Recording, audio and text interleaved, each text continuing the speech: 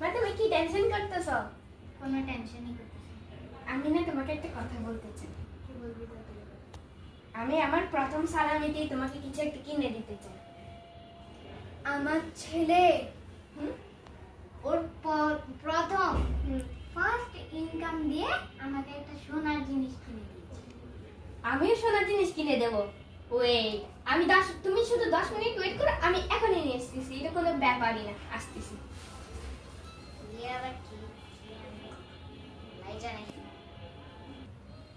আমি কানের কিনবো নাকি চুড়ি কিনবো? আচ্ছা যাক, মেয়ে যেটা আনবে সেটাই। পর্যন্ত আসে নাকি?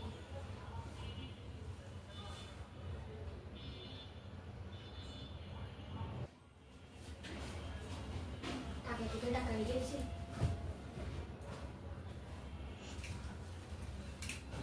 মা আমি এসে গেছি, তোমার জন্য সোনার জিনিস আনছি। তুমি বসো বসো না, দেখাই, চোখ বন্ধ করো, হাত দাও, ওই হাতও দাও না। এই দেখো সোনার জিনিস, দেখেছো?